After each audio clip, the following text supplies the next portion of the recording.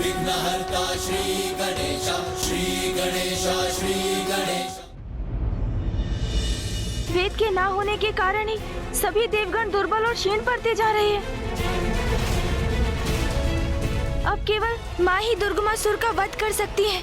किंतु क्या गणेश? किंतु भैया, माँ के हाथों दुष्ट दुर्गमासुर का वध तब तक संभव नहीं जब तक माँ और पिताश्री की भेंट ना हो जाए। माँ आज भी अपलक पीड़ा युक्त पिताश्री के काशी लौटने की प्रतीक्षा में है। भैया, हमारे लिए भी ये एक कड़ी परीक्षा का समय है, क्योंकि अब हमें केवल ऋषि जैगिश्वे की मुक्ति का ही नहीं, वरन माँ और पिताश्री के शीघ्र मिलन के लिए प्रयास तीव्र करना होगा। तभी माँ की पीड़ा भी दूर होगी और इस पीड़ा के अंत से ही सृष्टि पर छाई दुर्गमासुर नामक संकट का भी अंत संभव हो पाएगा। भैया, ज्ञात नहीं इस अंतराल दुष्ट दुर्गमासुर की अगली योजना क्या हो, इसलिए अब शीघ्र अति शीघ्र माँ और पिताश्री का मिलन अति आवश्यक हो गया है। भैया, अब जो भी करना है अति शीघ्र करना होगा, अन्यथा शीघ्र ही वेदों के न रहने का सृष्टि पर दुष्प्रभाव पड़ना आरंभ हो जाएगा। वेद विहीन होकर संसार मंत्रोच्चारण भूल जाएगा। पूजा पाठ, यज्ञ आदि की धार्मिक क्रियाएं थम जाएंगी। मनुष्य धर्म पथ से भटक जाएगा। निरंतर हराश होगा देवताओं की शक्ति में। दुराचार, अनाचार, अज्ञानता, अन्य आसुरी आचरण में वृद्धि होगी। देवता बलहीन होने के कारण अच्छाई की रक्षा करने में असमर्थ होंगे। इसीलिए समस्त संसार में अधर्म रूपी बुराई का ही बोलबाला होगा। और दुर्बलता के कारण सभी देवगण अपना अपना दायित्व निभाने में असमर्थ होंगे। देवराज इंद्र का वर्षा और बवंडर से नियंत्रण खो जाएगा। अग्नि, वायु और जल तीनों तत्वों से अपना नियंत्रण खो देंगे। सभी देवताओं की शक्तियां निरंतर क्षीण होती जाएंगी। सृष्टि संकट में आ जाएगी।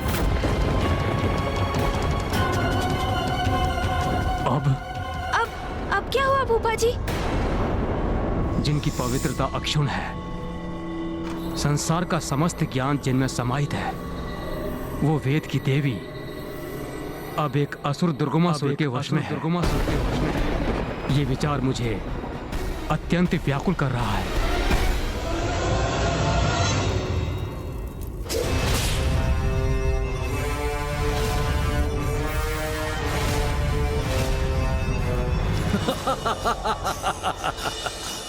दुर्गमासुर की युक्ति का तोड़ निकालना अत्यंत दुर्गम है, क्योंकि ज्ञान की सरिता और वेद की देवी पर अब मेरा अधिकार है, दुर्गमासुर का अधिकार है।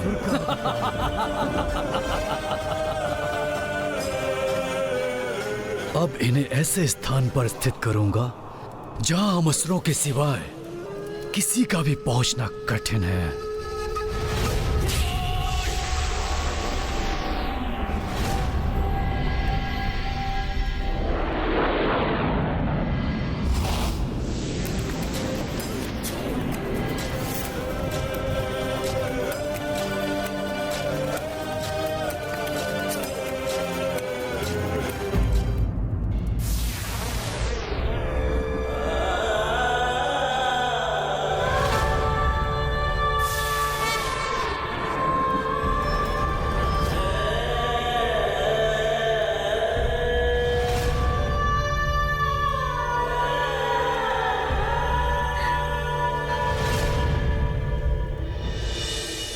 फूफा जी, आपके समान मैं भी चिंतित और व्यथित हूँ।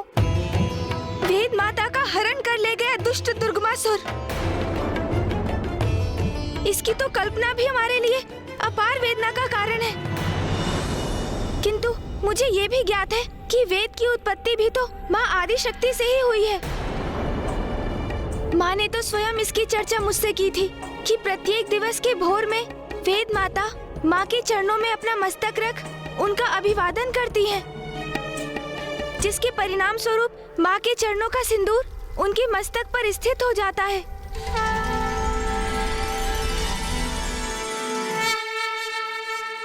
अवश्य वेद माता भी अपनी सुरक्षा के लिए माँ से गुहार कर रही होंगी। माता, इस सृष्टि की रक्षा के लिए मुझे इस असुर से मुक्त कराइए माता।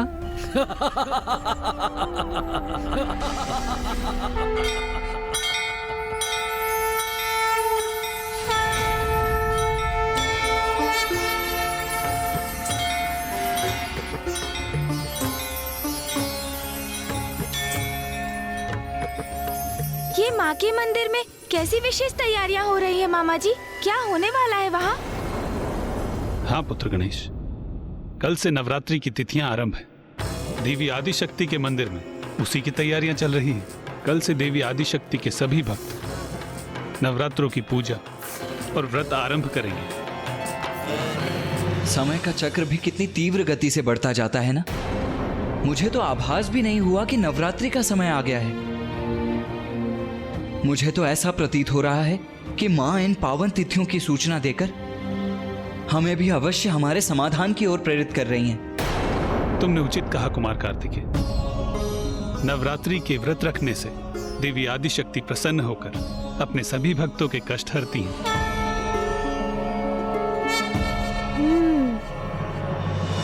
और हमारे संकटों का निवारण तो माँ के द्वारा ही संभव है, इसलिए हम भी नवरात्रि के व्रत और पूजन करेंगे।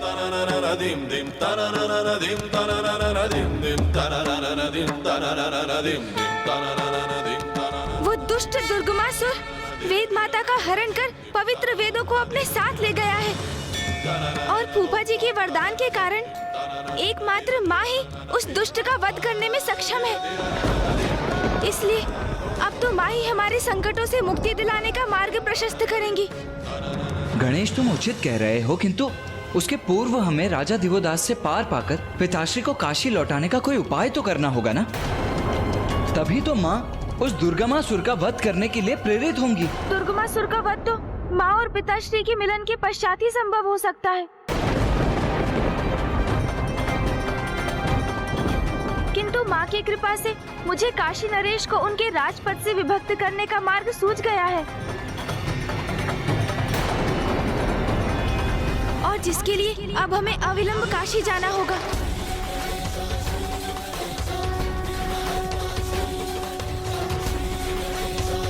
गणेश जी, भले ही इस अवस्था में तो हम युद्ध नहीं कर पाएंगे और संकट के समय में हमको योगदान न करें, ये सर्वथा अनुचित होगा। सहायता तो आप सभी देवता करेंगे इंद्रदेव, किंतु युद्ध करके नहीं, माता के नवरात्रि का व्रत रख के।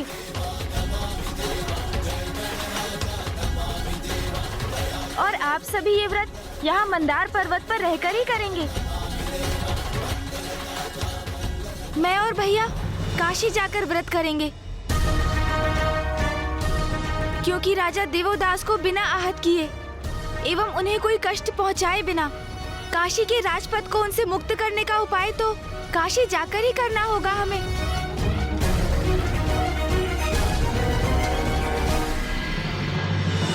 कितना बड़ा और दुर्भाग्यपूर्ण परिवर्तन आ गया है तुम्हारे वैभव में।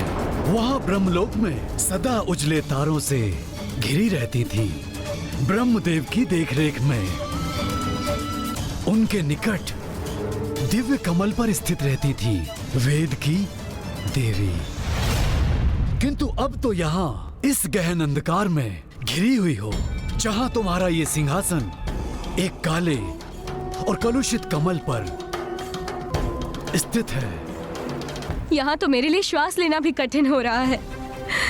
इस पाप में अंधकारी स्थान पर क्यों लेकर आए हो मुझे? क्योंकि आपका यही नवीन स्थान है। अब आप मेरे अधीन हैं और मैं आपका नवीन स्वामी। बड़े मूर्ख हैं ये देवता, जिन्हें मेरे वास्तविक आशय का भान भी नहीं हुआ। मेरी दृष्टि स्वर्ग के सिंहासन पर नहीं, मेरी रुरु पुत्र दुर्गमासुर की दृष्टि तो आरंभ से आप पर ही थी देवी, क्योंकि मुझे ज्ञात था यदि आप लुप्त हुई तो संसार से धर्म का भी लोप अवश्य होगा, और फिर संसार में पाप और अनाचार का विस्तार होगा। देवता दुर्बल होंगे और असुरों की शक्ति बढ़ेगी। मैं रुरु पुत्र दुर्गमासुर, सृष्टि पर अपना एक छत्र राज्य स्थापित करूंगा। इसलिए इस नवीन स्थिति को स्वीकार कीजिए, क्योंकि अब तो सदा आपको इसी एकांत में ही रहना होगा देवी।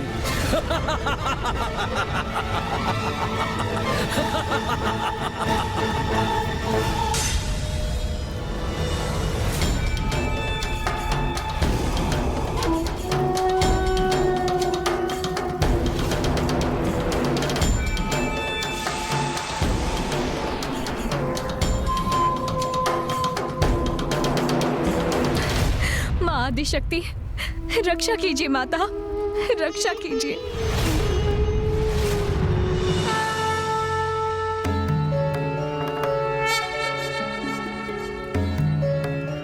प्रणाम माता। माँ, आपकी अनुमति के बिना तो कुछ भी नहीं होता। ये सभी जो यहाँ घटित हो रहा है, इसमें अवश्य आपकी ही लीला छिपी है माँ। पिताश्री ने काशी का परित्याग किया। उनका अनुसरण करते हुए समस्त देवता भी काशी से प्रस्थान कर गए, किंतु आपके और पिताश्री का वियोग काशी की शोभा और दिव्यता में वृद्धि का कारण बना माँ। क्योंकि अब फूफा जी ब्रह्मदेव, सूर्यदेव और 64 योगिनी माताओं के धाम भी यहाँ स्थापित हो गए हैं, किंतु अब पिताश्री को काशी लौटाने को सुगम बनाने का समय आ गया है माँ। और दुष्ट दुर्गमासुर वेद माता का हरण कर ले गया है। उस दुष्ट दुर्गमासुर का वध कर उससे मुक्त कराने का सामर्थ्य तो एकमात्र आप में ही है माँ। किंतु जब तक पिताश्री नहीं लौटेंगे, आप अपने स्थान से तनिक भी नहीं हटेंगी। इसलिए आप उस दुर्गमासुर का वध कैसे करेंगी माँ? और राजा देवोदास के रहते पिताश्री काशी में कदापि प्रवेश नहीं करेंगे। इसलिए अब हमारे समक्ष एक बहुत बड़ी विडंबना उपस्थित हो गई है माँ। माँ, इस दुविधा का समाधान मेरे पास नहीं, एकमात्र आपके पास है। मेरे पास कुछ है तो वो है मेरी भक्ति। भैया, मैं और समस्त देवता अपनी भक्ति से ही प्रयास करेंगे माँ। हम सभी नवरात्रि के व्रत और पूजन करेंगे। और मुझे विश्वास है कि हमारी भक्ति के परिणाम स्वरूप आप हमारा मार्गदर्शन अवश्य करेंगी माँ। हमें उचित समाधान सुझाएंगी आप। इसलिए हमें आशीर्वाद दीजिए माता कि हम ये पूजा और व्रत समर्पण और भक्ति भाव से संपन्न कर सके। हमें आशीर्वाद दीजिए माता।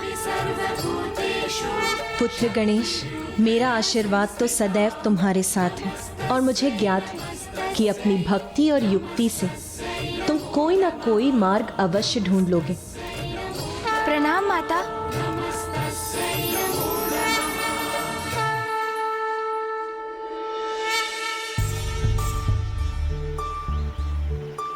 गणेश, क्या तुम इसीलिए काशी आना चाहते थे कि हम अपना व्रत और पूजन यहाँ माँ गंगा के पावन घाट पर कर सकें? नहीं भैया। तो फिर यहाँ काशी आने की क्या आवश्यकता थी? हम अपना पूजन वहाँ देवताओं के साथ मंदार पर्वत पर भी तो कर सकते थे।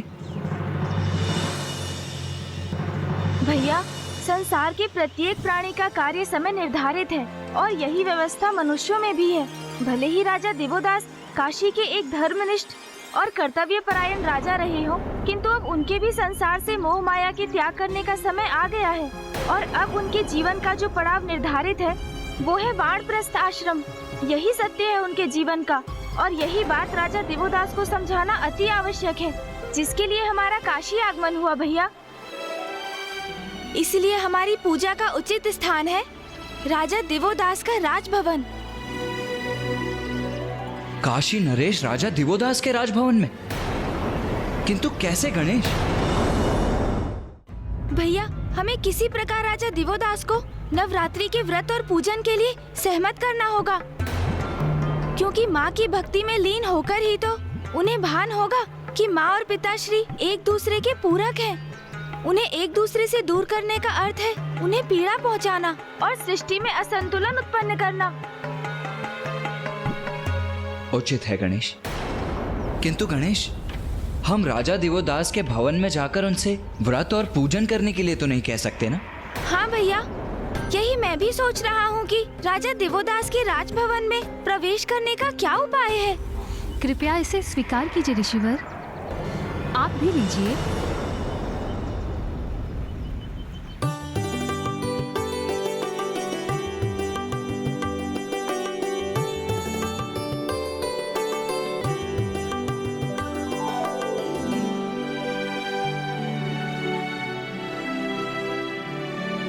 गणेश, वो स्त्री जो वहां दरिद्र ब्राह्मणों को फल और वस्त्र दान कर रही है, वो तो काशी की महारानी प्रतीत हो रही है। आपने उचित समझा कुमार कार्तिकेय, वो स्त्री महारानी सरला ही है, राजा देवोदास की पत्नी। अपने पति के समान वो भी बहुत नेक और धार्मिक स्त्री है। इसलिए यदि आप दोनों राजभवन में प्रवेश करने के इच्छुक हैं, तो महारानी सरला के माध्यम से ये अवश्य संभव है। हमें हमारा मार्गदर्शन करने के लिए आपको कोटि कोटि धन्यवाद माता। मैं आप दोनों की जो भी सहायता कर सकती हूँ वो अवश्य करूँगी। बस आप दोनों किसी भी प्रकार महादेव को काशी लौटाने का मार्ग ढूंढिए। महादेव की अनुपस्थिति में काशी अपूर्ण है और हम सभी नहीं, माँ आदिशक्ति भी अत्यंत व्यथित हैं। हमें सफलता का आशीर्वाद दीजिए माता। कल्याण हो।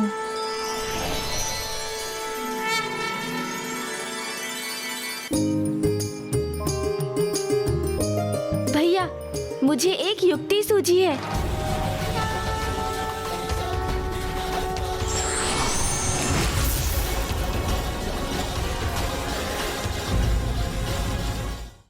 गणेश, ये क्या कर रहे हो तुम? माँ के निर्देश का पालन भैया। बुद्धि और युक्ति का प्रयोग कर रहा हूँ मैं। चलिए, अब आप भी मेरे समान वस्त्र धारण कीजिए।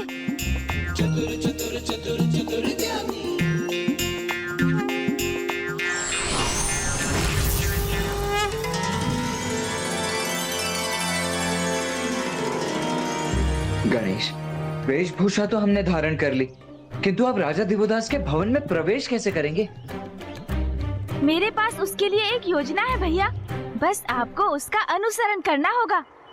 तुमने तो मात्र भिन्न वस्त्र धारण किए, भिन्न भेष कहाँ धारण किया है? हो तो तुम अब भी गणेश ही ना? भैया, आप प्रश्न बहुत करते हैं।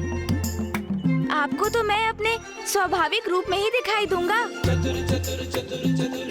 किंतु अन्य सभी को मैं गणेश नहीं, एक साधारण ब्राह्मण बालक ही प्रतीत होऊंगा। आइए, मैं आपको अभी दिखाता हूँ।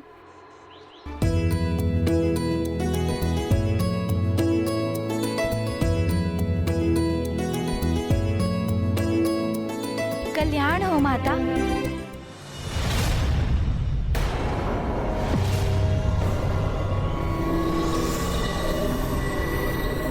मुझे क्षमा करे ब्राह्मण देवता, अब आपको देने के लिए मेरे पास कुछ भी शेष नहीं। माता, हम आपसे यहाँ पर दक्षिणा प्राप्त करने नहीं आए हैं। हम तो बस यहाँ से निकल रहे थे तो हमारी दृष्टि आप पर पड़ी और हमारे मुख से स्वतः आशीर्वचन निकल पड़े। आप तो अति भाग्यशाली है माता। आपकी मनोकामना पूर्ण हो गई है। मनोकामना? कौन सी मनोकामना प्रभु? बाल्यावस्था में नाग कन्या ने ब्रह्मदेव की प्रार्थना की। प्रभु ब्रह्मदेव, मेरे पिताश्री नागराज वासुकी जी मेरा विवाह किसी योग्य नागपुरुष से करवाने के इच्छुक हैं, किंतु मेरी इच्छा है कि जब मैं उचित आयु में पहुंचूं तो मैं किसी ऐसे पुरुष, किसी ऐसे मनुष्य के साथ विवाह करूं जो धर्मनिष्ठ हो और आपका परम भक्त हो। यदि आपके प्रति मेरी भक्ति सत्य है तो मुझे वरदान दीजिए कि मेरी मनोकामना पूर्ण हो। ब्रह्मदेव ने आपकी प्रार्थना स्वीकार कर ली और आपको वरदान दे दिया। तथास्तु। समय आने पर ब्रह्मदेव के दिए वरदान के अनुसार आपका विवाह राजा दिवोदास जी से हो गया। आप तो अद्भुत हैं, ज्योतिष शास्त्र में निपुण हैं। जो घटना बचपन में घटित हुई जिसे मैंने आज तक किसी से साझा नहीं किया, उसे आपने कितनी सरलता से ज्ञात कर लिया। जो सबसे अज्ञात है उसे भी ज्ञात कर लेते हैं मेरे अनुज भ्राता।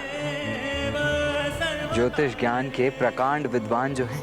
आप जैसे विद्वान के काशी आगमन से काशी धन्य हुई, किंतु आपका उचित सम्मान तो मैं राजभवन में ही कर सकती हूँ। आप हमारे साथ चले विप्रवर। मेरे पतिदेव को भी विद्वानों का स्वागत करने में बहुत आनंद का अनुभव होता है। कृपा कर हमें भी अपनी सेवा का अवसर दीजिए। अवश्य महारानी, हम आपका आतिथ्य स्वीकार करते हैं।